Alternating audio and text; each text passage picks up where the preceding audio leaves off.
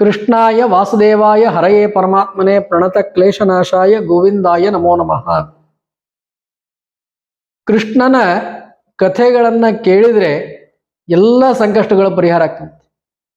ಕೃಷ್ಣ ಕಥೆ ಅನ್ನೋದು ಕೇವಲ ಸಾಮಾನ್ಯ ಕಥೆಗಳಲ್ಲವು. ಮಹಾಭಾರತದಲ್ಲಿ ಬರುವಂತಹ ಕಥೆಗಳಾಗಿರ್ಬೋದು, ಭಾಗವತದಲ್ಲಿ ಮಾಡಿದಂಥ ವರ್ಣನೆಗಳಾಗಿರ್ಬೋದು, ಇವೆಲ್ಲ ಏನು ಅಂತ ಹೇಳಿದ್ರೆ ಕೃಷ್ಣನ ಜೀವನದಲ್ಲಿ ನಡೆಯುವಂಥ ಪ್ರತಿಯೊಂದು ಕಥೆಗಳು ಒಂದೊಂದು ಜೀವನದ ಪಾಠವನ್ನ ಹೇಳ್ಕೊಡ್ತಾರೆ. ನೋಡ್ರಿ, ಮಕ್ಕಳಿಗೆ ನಾವು ಕಥೆ ಹೇಳ್ರಿ, ರಾಮಾಯಣದ ಕಥೆ ಹೇಳ್ರಿ ಅಂತ ಹೇಳ್ತೀವಿ, ಮಹಾಭಾರತದ ಕಥೆ ಹೇಳ್ರಿ ಅಂತೀವಿ. ಅವು ಕೇವಲ ಕಥೆಗಳಾಗುವುದಿಲ್ಲ. ಆ ಮಕ್ಕಳಿಗೆ ಒಂದು ಜೀವನಕ್ಕೆ ಅನುಕೂಲ ಆಗುವಂಥ ಅನೇಕ ವಿಷಯಗಳನ್ನ, ಸದ್ಗುಣಗಳನ್ನ ಕಲಿಸ್ಕೊಡ್ತಾವೆ. ಅಂಥದ್ರಲ್ಲಿ ಅನೇಕ ವಿಷಯಗಳು ನಮಗೆ ಸಂತೋಷವನ್ನು ತಂದು ಕೊಡ್ತಾವೆ. ಯಾವುದು ನಾವು ಕಲ್ಪನೆ ಮಾಡ್ಲಿಕ್ಕೆ ಸಾಧ್ಯ ಇಲ್ಲೋ, ಯಾವುದು ನಾವು ಚಿಂತನೆ ಮಾಡ್ಲಿಕ್ಕೆ ಸಾಧ್ಯ ಇಲ್ಲೋ ಎಂಥ ಭಕ್ತಿಯನ್ನ ಉತ್ಪನ್ನ ಮಾಡ್ತಾವೆ. ಕೃಷ್ಣನ ಕೀರ್ತಿಯನ್ನ ಕೊಂಡಾಡುವುದರಿಂದ ಅಪಾರ ಸಂತೋಷ ಆಗ್ತದೆ.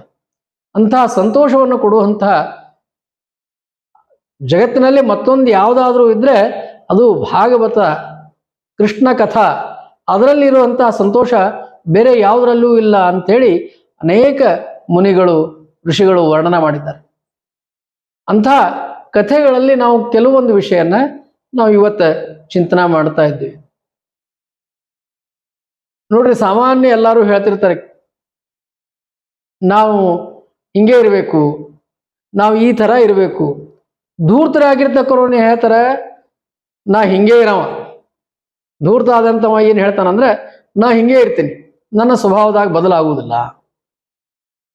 ಇದು ಅರ್ಜುನ ಹೇಳಿದಂಥ ಮಾತಿಗೆ ಸರಿ ಹೊಂದದ. ಒಮ್ಮೊಮ್ಮೆ ಏನಂತ ಹೇಳಿದ್ರೆ ಹೇಳ್ತಾರೆ ನೋಡ್ರಿ, ಕೆಲವರು ದುಷ್ಟರು ಧೂರ್ತರು ಹೇಳ್ತಿರ್ತಾರೆ, ನೀವು ಏನು ಮಾಡ್ತೀರಿ ಮಾಡ್ರಿ, ನನ್ನ ಸ್ವಭಾವ ಬದಲಾಗುದು, ನಾ ಹಿಂಗೆ ಇರೋ. ಪೂಜಾ ಮಾಡೋ, ನಾ ಮಾಡೋದಿಲ್ಲ. ಸಂಧ್ಯಾವಂದನೆ ಮಾಡೋ, ನಾ ಮಾಡೋದಿಲ್ಲ. ಈ ಥರದ ಈ ಸಾಮಾನ್ಯ ವಿಷಯ ಆದ್ರೆ ಇದೇ ಬೆಳೀತಾ ಹೋತಂದ್ರೆ ಮುಂದಿನ ಜೀವನದೊಳಗೆ ಪ್ರತಿ ಹಂತದೊಳಗೂ ಇದೇ ರೀತಿ ಮಾಡ್ತಾ ಹೋಗ್ತಾರೆ. ಅವರು ಎಲ್ಲ ಜೀವನವನ್ನ ತಮ್ಮ ಅಹಂಕಾರದಿಂದ ನಾಶ ಮಾಡಿಕೊಳ್ತಾರ ಅಂತ. ಇಂಥ ವಿಷಯ ಕೃಷ್ಣನ ಕಥೆಯೊಳಗೆ ಇದನ್ನು ಚಿಂತನೆ ಮಾಡ್ಬೋದು. ಹೇಗಂತ ಹೇಳಿದ್ರೆ, ದುರ್ಯೋಧನ ಹೇಳಿದಂಥ ಮಾತು ಜಾನಾಮಿ ಧರ್ಮಂ ನಚಮೇ ಪ್ರವೃತ್ತಿ, ಅದು ಧೂರ್ತತನದ ಮಾತು. ಆದರೆ ಮನುಷ್ಯ ಇದನ್ನ ಹೇಳಿದ್ರೆ ತಪ್ಪು, ಪ್ರಾಣಿಗಳು ಹೇಳಿದ್ರೆ ಸರಿ. ಶ್ರೀಕೃಷ್ಣ ಆ ಯಮುನಾ ನದಿಯಲ್ಲಿ ಕಾಲಿಯನ ಮೇಲೆ ನೃತ್ಯ ಮಾಡಿ ಕಾಲಿಯ ಪೂರ್ಣ ನಿರ್ವಿಣ್ಣನಾಗಿ ಮಲಗಿದಾಗ ಆಗ ಕಾಲಿಯ ಎದ್ದು ನಮಸ್ಕಾರ ಮಾಡ್ತಾನಂತೆ. ಕೃಷ್ಣನಿಗೆ ನಮಸ್ಕಾರ ಮಾಡ್ತಾನೆ, ನಮಸ್ಕಾರ ಮಾಡಿ ಕೇಳ್ಕೊತಾನೆ ಆರ್ದ್ರವಾದಲ್ಲಿ. ಇಲ್ಲಿ ಪ್ರಶ್ನೆ ಏನದಂದ್ರೆ, ನಾ ಹಿಂಗೆ ಇರವ ಅಂತ ಏನು ದುರ್ಯೋಧನ ಹೇಳಿದ, ಅದನ್ನೇ ವಿಚಿತ್ರವಾಗಿ ಸೂಕ್ಷ್ಮವಾಗಿ ಕಾಲಿಯ ಹೇಳ್ಕೊಳ್ತಾನೆ. ಏನಂತ ಹೇಳಿದ್ರೆ, ಕೃಷ್ಣ, ನಾವು ಹುಟ್ಟ ದುಷ್ಟರು, ದುಷ್ಟತನ ನಮ್ಮ ರಕ್ತದಲ್ಲದ, ವಿಷಾದ ದೇಹದೊಳಗೆ, ನಾಲಿಗೆ ಎರಡೆರಡವ, ನಾವು ನಿಶಾಚರಿಗಳು. ರಾತ್ರಿ ಹೊತ್ತಿನಾಗ ಓಡಾಡ್ತೀವಿ, ಏನು ಸಿಗ್ತದೆ ಎಂದು ಹುಳನೋ ಹುಪ್ಪುಡಿನೋ ಮತ್ತೊಂದು ಇನ್ನೊಂದು ಅದನ್ನು ಬಡ ತಿನ್ನುವಂಥವ್ರು ನಾವು. ನಮ್ದು ಸರ್ಪ ಜನ್ಮ. ತಾಮಸಿ ಗುಣದೊಳಗೆ ನಮ್ಮನ್ನ ನೀನು ಈ ಜೀವನ, ತಾಮಸಿ ಗುಣದ ಜೀವನ ಕೊಟ್ಟಿದ್ದೇ ನೀನು. ದುರ್ಯೋಧನ ಏನು ಹೇಳಿಕತ್ತಾನ್ರಿ, ಜಾನಾಮಿ ಧರ್ಮಂ, ಎಲ್ಲಾ ಧರ್ಮ ಗೊತ್ತದ ನನಗೆ, ಆದ್ರೆ ನಾ ಮಾಡುದಿಲ್ಲ. ಆದ್ರೆ ಕಾಲಿ ಹೇಳಿಕತ್ತಾನ, ಈ ಜೀವನ ತಾಮಸಿ ಜೀವನ ಕೊಟ್ಟಿದ್ದು ನೀನು, ಅದಕ್ಕೆ ನೀನೇ ಉದ್ಧಾರ ಮಾಡಬೇಕು ಅಂತ ಪ್ರಾರ್ಥನೆ ಮಾಡ್ಕೊಳ್ಗಿತ್ತ. ಹೇಳ್ತಾನ, ಈ ವಿಷಮಯ ಜೀವನ ನನಗೂ ಬೇಕಾಗಿಲ್ಲ, ಆದ್ರೆ ಅನಿವಾರ್ಯ ಅದ.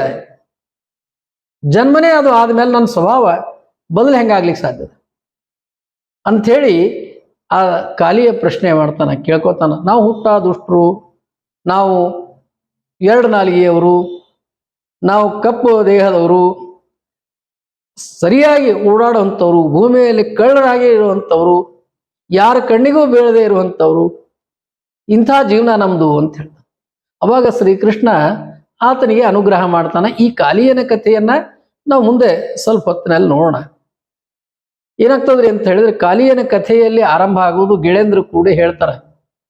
ಕೃಷ್ಣ ಗೋಕುಲದಲ್ಲಿ ಆಟ ಆಡ್ತಾ ಇದ್ದಾನೆ, ಎಲ್ಲ ಮಕ್ಕಳ ಜೊತೆಗೆ ಆಟ ಆಡ್ತಾ ಇರಬೇಕಾದ್ರೆ, ಗೋಪಾಲಕರ ಜೋಡಿ ಆಟ ಆಡ್ತಾ ಇರಬೇಕಾದ್ರೆ ಅವ್ರು ಬಂದು ಹೇಳ್ತಾರೆ, ಅಲ್ಲಿ ಯಮುನಾ ನದಿಯಲ್ಲಿ ಬಹಳ ದುಷ್ಟ ಒಂದು ಸರ್ಪ ಅದ. ಆ ಸರ್ಪದ ಏನಾದರೂ ಮಾಡಿ ಸಂಹಾರ ಆಗಬೇಕು, ಆ ಸರ್ಪ ನಿಗ್ರಹ ಆಗಬೇಕು. ಆದ್ರಿಂದ ಕೃಷ್ಣ ಏನಾದರೂ ಮಾಡೋಣ, ಏನಾದರೂ ಮಾಡು ಅಂತ ಹೇಳಿದಾಗ ಅದ ಕೃಷ್ಣ ಓಡೋಡ್ತಾ ಓಡೋಡ್ತಾ ನದಿ ದಂಡಿಗೆ ಹೋಗ್ತಾನೆ. ನೋಡ್ತಾನ ಇಡೀ ನದಿ ದಂಡಿ, ನದಿ ತೀರ ಏನದ ಪೂರ್ಣ ನಿರ್ಜನ, ಯಾವ ಪ್ರಾಣಿ ಸುಳಿವಿಲ್ಲ. ಆ ಕಾಲಿಯ ಎಷ್ಟು ಬಲಿಷ್ಠ ಆಗಿದ್ದ ಅಂತ ಹೇಳಿದ್ರೆ ಆತನ ವಿಷಯಮಯ ಉಸಿರಾಟದಿಂದ ಸುತ್ತಮುತ್ತಲು ಪ್ರಾಣಿ ಪಕ್ಷಿಗಳು ಸಹಿತ ಹಾರಾಡ್ತಿದ್ದಿಲ್ಲ. ನೋಡ್ರಿ, ಆ ಇಡೀ ನದಿ ದಂಡಿ ಗಿಡಗಳು ಒಣಗಿ ಹೋಗ್ತಿದ್ವು ಅಂತ, ಪಕ್ಷಿಗಳು ಹಾರಾಡ್ತಾ ಇದ್ದಿದ್ದಿಲ್ಲ, ಒಂದು ಹುಳ ಹುಪ್ಪಡಿ ಸಹಿತ ಹಾರಾಡದೆ ಇರುವಂತಹ ಸ್ಥಿತಿ. ಅಷ್ಟು ವಿಷಮಯ ವಾತಾವರಣ ಆ ಯಮುನಾ ನದಿ ತೀರದಲ್ಲಿ ಆಗ್ಬಿಟ್ಟಿತ್ತು. ಕೃಷ್ಣ ನೋಡ್ದ, ಹೌದಾ, ಹಂಗಾದ್ರೆ ಕಾಲಿಯನನ್ನು ಕೊಲ್ಲಬೇಕಾದ್ರೆ, ನಿಗ್ರಹ ಮಾಡಬೇಕಾದ್ರೆ ಅಲ್ಲಿಗೆ ಹೋಗಬೇಕು. ಆದ್ರೆ ಇಷ್ಟು ವಿಷಯ ಅದ. ಅದ ಹೆದರಿಕೆ, ಪುಟ್ಟ ಬಾಲಕ, ಆತ ಹೆದರ್ಲಿಲ್ಲ, ವಿಚಾರ ಮಾಡಲಿಲ್ಲ, ಏನೂ ಇಲ್ಲ. ಕೆಲವು ಗೋಪಾಲಕರು ಆ ವಿಷಮಯ ಗಾಳಿಗೆ ಹೆದರಿ ದೂರ ನಿಂತರು. ಆತನ ಗೋಪಾಲಕರು ಏನು ಹೇಳಿದ್ರು ಅವರೆಲ್ಲ ದೂರ ನಿಂತರು. ಈತ ಓಡೋಡ್ತಾ ನದಿ ಒಳಗೆ ಹೋದ. ನದಿ ಒಳಗೆ ಹೋಗಿ ಆಟ ಆಡ್ಲಿಕ್ಕೆ ಶುರು ಮಾಡ್ಬಿಟ್ಟ.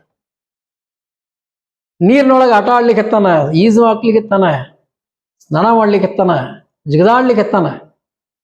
ಆತನ ಗೆಳೆಯಂದ್ರನ್ನ ಕರ್ಕೊಂಡು ಬರ್ಬೇಕಂತಾನ. ಅದು ವಿಷಮಯ ಅದ. ಕಾಲಿಯ ನಿಗ್ರಹ ಆದ ಮೇಲೆ ಉಳಿದವರೆಲ್ಲ ಬರ್ಲಿಕ್ಕೆ ಸಾಧ್ಯ. ಒಬ್ಬನೇ ಅಲ್ಲಿ ಆಟ. ಕೃಷ್ಣ ಒಬ್ಬನೇ ನೀರಿನೊಳಗೆ ಆಟ ಆಡ್ಲಿಕ್ಕೆ ಎತ್ತಾನ. ಕಾಲಿಯನ ಶಕ್ತಿ ಎಂಥದ್ದು ಅಂತ ಹೇಳಿದ್ರೆ, ಈ ಸರ್ಪಗಳಿಗಿಂತ ಒಂದು ಶಕ್ತಿ ಇರ್ತದಂತ.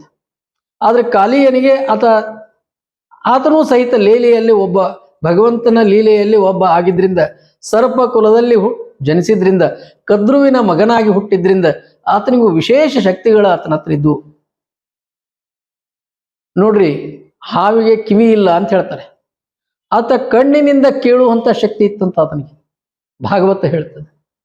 ಅದೇ ರೀತಿ ಮೇಲೆ ಹಾರಾಡುವಂತ, ನದಿ ಮೇಲೆ ಹಾರಾಡುವಂತ, ದೂರದಲ್ಲೆಲ್ಲೋ ಹಾರಾಡುವಂತ ಒಂದು ಸಣ್ಣ ಹುಳನೋ ಪಕ್ಷಿನೋ ಏನೋ ಇದ್ರೂ ಸಹಿತ ಅದನ್ನ ಅಷ್ಟೇ ಶೀಘ್ರವಾಗಿ ತನ್ನ ಹತ್ರ ಸೆಳೆಕೊಳ್ಳುವಂತ ಶಕ್ತಿ ಇತ್ತು. ನದಿಯಲ್ಲಿ ಪೂರ್ಣ ಆಳದಲ್ಲಿ ಮಲಗಿದಂಥ ಕಾಲಿಯನ್ನು ವರ್ಣನ ಮಾಡ್ತಾರ. ಆತನಿಗೆ 108 ಹೆಡಿ. ನದಿ ಮೇಲೆ ಎದ್ದು ನಿಂತ್ರೆ 108 ಹೆಡಿ, ಕಪ್ಪು ದೇಹ, ಅದರ ಮೇಲೆ ಬಂಗಾರ ವರ್ಣದ ಗೆರೆಗಳು. ಆತನ ವೈಭವ ಬಹಳ ರಾಜ, ಆತ ನಾಗರಾಜ. ಆತನ ಬಹಳ ಗಂಭೀರ. ಆತನ ಧ್ವನಿ, ಉಸಿರಾಟ ಕೇಳಿದರೆ ದೂರ ದೂರದವರೆಗೆ ಪ್ರಾಣಿಗಳು ಮೂರ್ಛೆ ಹೋಗಿ ಬೀಳ್ತಿದ್ವಂತ. ಅಂಥ ಕಾಲಿಯ ಕೃಷ್ಣ ಆಟ ಆಡ್ತಾ ಆಡ್ತಾ ನದಿಯೊಳಗೆ ಆತನ ಜಿಗದಾಟ ಪ್ರಾರಂಭ ಆಯಿತು. ಈಜಾಡ್ಲಿಕ್ಕತ್ತ, ಕುಣಿದಾಡ್ಲಿಕ್ಕತ್ತ. ಕಾಲಿಯನಿಗೆ ಇದು ವಿಷಯ ಗೊತ್ತಾಗೋದೇನು ಬಹಳತ್ತಾಗ್ಲಿಲ್ಲ. ಯಾವುದೋ ಒಂದು ಪ್ರಾಣಿ ನದಿ ಒಳಗೆ ಬಂದದ ಅಂತ ಅನಿಸ್ತು ಮೊದಲಿಗೆ. ಏನೇ ಇಲ್ಲಿ ನೋಡಿದ್ರಾತು ಅಂಥೇಳಿ ಅತ್ಯಂತ ರಭಸದಿಂದ ಪೂರ್ಣ ಮೇಲೆ ಎದ್ದು ಆತನ ಹೆಡೆಯನ್ನು ಎತ್ತಿ ನಿಂದಿರ್ತಾನೆ. ನೋಡ್ತಾನ, ಕೃಷ್ಣ ಆಟ ಆಡ್ತಾ ಇದ್ದಾನೆ. ಒಂದು ಕ್ಷಣ ದಿಗ್ಭ್ರಾಂತನಾಗ್ತಾನ ಕಾಲಿಯ. ನೋಡ್ರಿ, ದುಷ್ಟರಿಗೂ ಸಹಿತ ಸದ್ಗುಣಗಳಿರ್ತಾವಂತ, ದುರ್ಯೋಧನಿಗೆ ಇರಲಿಲ್ಲ. ದುಷ್ಟರಿಗೂ ಸಹಿತ ಸದ್ಗುಣಗಳಿರ್ತಾವಂತ, ಅಂತಃಕರಣ ಇರ್ತವಂತ, ಪ್ರೀತಿ ಇರ್ತವಂತ, ಭಕ್ತಿ ಇರ್ತದಂತ. ಕಾರಣಾಂತರದಿಂದ ತಾಮಸಿ ಜೀವನ ಆಗಿದ್ದರಿಂದ ಆತ ಆ ರೀತಿಯಾಗಿದ್ದ ಅನ್ನೋದನ್ನ ನಾವಿಲ್ಲಿ ನೋಡ್ಬೋದು.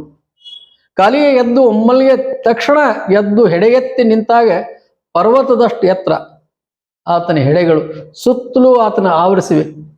ಕೃಷ್ಣ ನೋಡ್ತಾನೆ, ನೋಡಿ ನಗುಮುಖ. ಕಾಲಿಯನ್ನು ನೋಡ್ತಾನ, ನಗಲಿಕ್ಷ.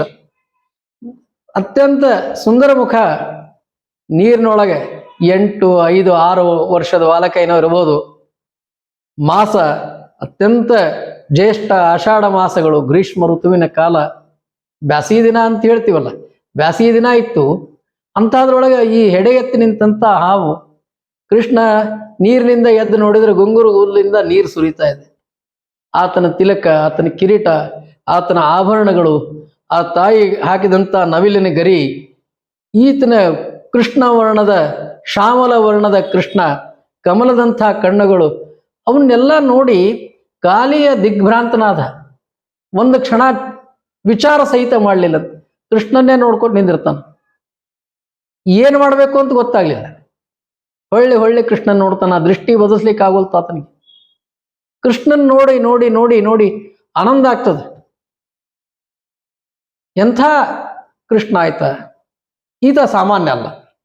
ಈ ಬಾಲಕ ಇಲ್ಲಿ ಬಂದಾನ, ನದಿ ಒಳಗೆ ಆಟ ಆಡ್ಲಿಕ್ಕತ್ತಾನಂತಂದ್ರೆ ಈತ ಸಾಮಾನ್ಯ ಇರ್ಲಿಕ್ಕೆ ಸಾಧ್ಯನೇ ಇಲ್ಲ. ಯಾಕಂದ್ರೆ ಈ ನದಿ ಪೂರ್ಣ ವಿಷಮಯ ಆಗ್ಯದ. ನನ್ನ ವಿಷದಿಂದ, ಕಾಲಿಯನ ವಿಷದಿಂದ ಇದು ಪೂರ್ಣ ವಿಷಮಯ ಆಗ್ಯದ.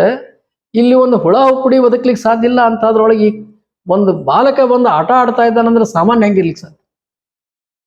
ಚಿಂತನೆ ಮಾಡ್ದ ಈತನ್. ಬೇರೆ ಯಾರನ್ನಾರೇ ಏನಾದ್ರೂ ಕಾರಣ ಇಟ್ಕೊಂಡು ಬಂದಾನ, ಗೋಗಳನ್ನ ಮೇಯಿಸ್ತಾ ಬಂದಿದ್ದಾನ, ನೀರು ಕುಡಿಸ್ಲಿಕ್ಕೆ ಬಂದಾನ ಅನ್ಲಿಕ್ಕೆ ಅನ್ನುವಂಗಿಲ್ಲ. ಯಾಕಂದ್ರೆ ಗೋಗಳು ಬರುವಂತ ಸ್ಥಿತಿನೇ ಇಲ್ಲ. ಮತ್ತೆ ಬೇರೆ ಬೇಟೆಯಾಡಿಕೋ ಮತ್ತೊಂದಕ್ಕೋ ಇನ್ನೊಂದಕ್ಕೋ ಯಾವುದೋ ಒಂದು ಕಾರಣದಿಂದ ಅಲ್ಲಿ ಬಂದಾನಂತ ಅನ್ಲಿಕ್ಕೆ ಯಾವ ಕಾರಣವೂ ಇಲ್ಲ. ಈ ಕೃಷ್ಣ ಇಲ್ಲಿ ಬಂದ ಆಟ ಆಡ್ತಾ ಇದ್ದಾನಂತ ಹೇಳಿದ್ರೆ ಇದು ಕೇವಲ ನನ್ನ ಸಲುವಾಗಿ ಬಂದಾನ. ಕಾಲಿಯನಿಗೆ ಅರ್ಥ ಆಗಿಬಿಡ್ತು, ಇಲ್ಲಿ ಬೇರೆ ಯಾರೂ ಬರ್ಲಿಕ್ಕೆ ಸಾಧ್ಯನೇ ಇಲ್ಲ. ಈ ಬಾಲಕ ಬಂದಾನಂದ್ರೆ ಈತ ಸಾಮಾನ್ಯ ಅಲ್ಲ, ಸ್ವತಃ ಭಗವಂತಿದ್ದಾನ ಅಂತೇಳಿ. ನೋಡ್ರಿ, ಪ್ರಾಣಿಗಳಿಗೂ ಸಹಿತ ಜ್ಞಾನ ಇರ್ತದಂತ. ಆತ ನೋಡಿ ನೋಡಿ ನೋಡಿ ಸಂತೋಷ ಆಯ್ತು. ಆಟ ಆಡುವ ಹೊತ್ತ ಕೃಷ್ಣಗೆ ಇನ್ನಷ್ಟು ಆಟ ಆಡ್ಲಿ ಅನ್ಲಿಕ್ಕೇನೋ ಗೊತ್ತಿಲ್ಲ. ಇದು ಭಾಗವತದಲ್ಲಿ ಅಥವಾ ನೀವು ಮಹಾಭಾರತದಲ್ಲಿ ಈ ತರದ ವರ್ಣನೆ ಇರ್ಲಿಕ್ಕಿಲ್ಲ. ಆದ್ರೆ ಚಿಂತನೆ ಮಾಡಿದಾಗ ಇವು ಹೊಳಿತಾವ. ಕಾಲಿಯ ಏನ್ ಮಾಡ್ತಾನಂತಂದ್ರೆ ತನ್ನ ಉದ್ದನೆಯ ಬಾಲವನ್ನು ತೆಗೆದು ಕೃಷ್ಣನ ಕೈ ಒಳಗೆ ಕೊಡ್ತಾನಂತ ಆಟ ಆಡ್ಲಿಕ್ಕೆ. ಆತನ ಜೊತೆಗೆ ಕಾಲಿಗೆ ಆಟ ಆಡ್ಲಿಕ್ಕೆ ಪ್ರಾರಂಭ ಮಾಡ್ತಾನಂತ. ದುಷ್ಟರಿಗೂ ಒಳ್ಳೆ ಗುಣ ಇರ್ತಾವಂತ. ಆ ರೀತಿಯಾಗಿ ಕಾಲಿಯ ಏನ್ ಮಾಡ್ತಾನೆ, ತನ್ನ ಬಾಲವನ್ನು ಕೊಟ್ಟಾಗ ಕೃಷ್ಣ ಆ ಬಾಲವನ್ನು ಹಿಡಿದು ನಿಂತಾನೆ. ನೀವು ಕೃಷ್ಣನ ಮೂರ್ತಿಯನ್ನು ನೋಡಿದಾಗ, ನೃತ್ಯ ಮಾಡುವಂತಹ ಕೃಷ್ಣನ ಮೂರ್ತಿಯನ್ನು ನೋಡಿದಾಗ ನೀವು ಅಂತ ಒಂದು ಚಿತ್ರಗಳು ನಿಮಗೆ ಕಾಣಿಸ್ಬೋದು. ಬಾಲವನ್ನು ಹಿಡ್ಕೊಂಡು ಆಟ ಆಡ್ಲಿಕ್ಕೆ ಪ್ರಾರಂಭ ಮಾಡ್ತಾನೆ. ಅವಾಗ ಅನಿಸ್ತದ ಕಾಲಿಯನಿಗೆ, ಇಂಥ ಮುದ್ದಾದ ಕೃಷ್ಣ ಸ್ವತಃ ಭಗವಂತ ನನ್ನ ಹತ್ತಿರಕ್ಕೆ, ನಾನಿರುವಂತಹ ಸ್ಥಳಕ್ಕೆ ಅತ್ಯಂತ ವಿಷಮಯ ಜೀವನ ಇದು, ವಿಷಮಯ ಆಗಿರ್ತಕ್ಕಂಥ ನದಿಯಲ್ಲಿ ಬಂದಿದ್ದಾನಂತಂದ್ರೆ ಈ ಸಮಯವನ್ನ ಬಿಡಬಾರ್ದು. ಈ ಸಮಯದಲ್ಲಿ ಎಷ್ಟು ಸಾಧ್ಯದೋ ಅಷ್ಟು ಕೃಷ್ಣನ ಜೊತೆಗೆ ಸಂತೋಷದಿಂದ ನಾನು ಕಳಿಬೇಕು ಅಂತ ವಿಚಾರ ಮಾಡಿ ತನ್ನ ಬಾಲ ಜೊತೆಗೆ ಕೃಷ್ಣನಿಗೆ ಆಟ ಆಡ್ಲಿಕ್ಕೆ. ಅವನಿಗೆ ಅನಿಸ್ತದ, ನಾನು ಕೃಷ್ಣನಿಗೆ ಇಷ್ಟು ಮುದ್ದಾದ ಮುಖ ಅದ, ಅದನ್ನ ಮುದ್ದಾಡಬೇಕು ಅನಿಸ್ತದೆ. ಮುದ್ದಾಡಬೇಕು ಅಂದ್ರೆ ಹೆಂಗೆ? ಈತ ಸರ್ಪ, ತನ್ನ ವಿಷಕ್ಕೆ ತಾನೇ ಹೆದರ್ಕೊಳ್ತಾನೆ. ದುರ್ಯೋಧನ ತನ್ನ ದುರ್ಗುಣಗಳಿಗೆ ಎಂದೂ ಹೆದರ್ಕೊಳ್ಳೇ ಇಲ್ಲ. ದುರ್ಯೋಧನ ನೋಡ್ರಿ ಎಷ್ಟು ದುಷ್ಟತನಾವತ ಮಾಡ್ಕೊಂಡು ಹೋಗ್ತಾನೆ. ತನ್ನ ಅಣ್ಣತಮ್ಮಂದ್ರನ್ನೇ ಸಾವುಗಳಾಗ್ತಾವ. ಅವಾಗ ಆತ ಚಿಂತೆ ಮಾಡಲಿಲ್ಲ, ಪಶ್ಚಾತ್ತಾಪ ಪಡಲಿಲ್ಲ, ಪ್ರಾಯಶ್ಚಿತ್ತ ಪಡಲಿಲ್ಲ. ತನ್ನ ದುಷ್ಟಗುಣದಿಂದ ಇಂಥದ್ದೆಲ್ಲ ಆಗ್ತದೆ ಅಂತ ವಿಚಾರ ಮಾಡಲಿಲ್ಲ. ಆದ್ರೆ ಕಾಲಿಯ ವಿಚಾರ ಮಾಡ್ತಾನೆ, ಚಿಂತನೆ ಮಾಡ್ತಾನಂತೆ. ನನ್ನಲ್ಲಿ ಇಷ್ಟೊಂದು ವಿಷ ಅದ, ಆದ್ರಿಂದ ಅವನಿಗೆ ಬಹಳಷ್ಟು ನಾನು ತೊಂದರೆ ಕೊಡಬಾರ್ದು. ಕೃಷ್ಣನಿಗೆ ಎಲ್ಲಿ ನನ್ನ ವಿಷ ತಾಗಿತ್ತು ಅಂತೇಳಿ ಎಡೆಯನ್ನು ಹಿಂದಕ್ಕೆ ಸರಿಸ್ತಾನೆ. ಗೋಪಾಲಕರಲ್ಲಿ ಕಾಯ್ಕೋತ್ ನಿಂತಾರ, ಅವ್ರಿಗೇನೂ ಕಾಣಿಸವಲ್ತು. ಬರೇ ಹೆಡಿ ಎತ್ತಿ ನಿಂತು ನಾಗಪ್ಪ ಒಬ್ನೇ, ಕಾಲಿಯ ಒಬ್ಬನೇ ಕಾಣಿಸ್ತಾ ಇದ್ದಾನ. ಕೃಷ್ಣ ಎಲ್ಲಿದ್ದಾನಂತ ಗೊತ್ತಿಲ್ಲ. ಗಾಬರಿಯಾಗಿ ನಿಂತಾರವರು, ಆತಂಕದಾಗಿದ್ದಾರೆ. ಇಲ್ಲಿ ಕಾಲಿಯನಲ್ಲಿ ಭಕ್ತಿ, ಅಂತಃಕರಣ, ಪ್ರೀತಿ, ನಿರಂತರ ಕೃಷ್ಣ ಭಕ್ತಿ ಆತನಲ್ಲಿ ಹುಟ್ಟಲಿಕ್ಕಿರ್ತದೆ. ಆತನ ಪೂರ್ವ ಜನ್ಮದ ವೃತ್ತಾಂತ, ಆತ ಮಾಡಿದಂಥ ಸೇವೆಗಳ ಫಲವಾಗಿ ಆತನಲ್ಲಿ ಅಂತಃಕರಣ ಹುಟ್ಟುತ್ತದೆ. ಆತನನ್ನು ಎತ್ತಿ ತನ್ನ ಹತ್ರ ತರಬೇಕು ಅಂತ ಇಷ್ಟು ಸಣ್ಣ ಬಾಲಕ ಕೃಷ್ಣ ಆತನಿಗೆ ಒಂದು ಸುತ್ತಗೋತಾನಂತೆ. ಸುತ್ತಗೊಂಡು ನೋಡ್ತಾನೆ, ಆತನ ದೈತ್ಯ ದೇಹ, ಕಾಲಿಯಂದು ಬಹಳ ದೊಡ್ಡ ದೇಹ. ಒಂದು ಸುತ್ತಿದ್ರೆ ಸಾಕು, ಪೂರ್ಣವಾಗಿ ಆವರಿಸ್ಕೊಂಡು ಬಿಡ್ತಾನೆ. ಅವಾಗ ಅನಿಸ್ತದ, ಇದು ಬೇರೆಯವರಿಗೆ ಯಾರಿಗೂ ಈ ತನ್ನ ದೇಹನೇ ತನಗೆ ಕಾಣಿಸ್ತದ ಹೊರತು ಕೃಷ್ಣನೇ ಕಾಣಿಸಂಗಿಲ್ಲ. ಅದಕ್ಕೆ ಹೆಂಗ್ ಮಾಡಬೇಕು ಅಂತೇಳಿ ವಿಚಾರ ಮಾಡಿ ತನ್ನ ದೇಹವನ್ನ ಇನ್ನಷ್ಟು ಹಾವಿಗೆ ಒಂದಂತ ಒಂದು ಶಕ್ತಿ ಇರ್ತದಂತ್ರಿ. ದೇಹವನ್ನ ತೆಳ್ಳಗೂ ಮಾಡಬಹುದು, ಉಬ್ಬಿಸಲೂಬಹುದು, ಹಿಗ್ಗಿಸಲೂಬಹುದು ಅಂತ. ಅಂತಹ ಒಂದು ಶಕ್ತಿಯಿಂದ ಒಂದು 5-6 ಸುತ್ತು ಆತನಿಗೆ ಸುತ್ತಗೋತಾನ. ಸುತ್ತಕೊಂಡು ಕೃಷ್ಣನನ್ನ ತನ್ನ ಮುಖದ ಎತ್ತರವರೆಗೂ ಎತ್ತರಿಸಿ ನಿಂದಿರ್ತಾನೆ. ನೋಡ್ರಿ, ಕೃಷ್ಣನನ್ನ ನೋಡಬೇಕು ಅಂತೇಳಿ ಎಷ್ಟು ಪ್ರಯತ್ನ ಮಾಡ್ತಾನೆ. ಬಾಲ ಅಷ್ಟು ದೂರ, ತಾನಿಷ್ಟು ಎಡೆಗಡೆ ಎಷ್ಟು ದೂರ, ನಡುವೆ ಭಯ ಬೇರೆ, ಮುದ್ದಾಡಬೇಕು ಅಂತ ಆಸೆ, ಆದ್ರೂ ವಿಷ ಕೃಷ್ಣನಿಗೆ ತಾಗದೇ ಇರಲಿ ಅಂತ, ಉಸಿರು ಎಲ್ಲಾದ್ರೂ ಕೃಷ್ಣನಿಗೆ ತಾಗಿಗಿತ್ತು ಅಂತ.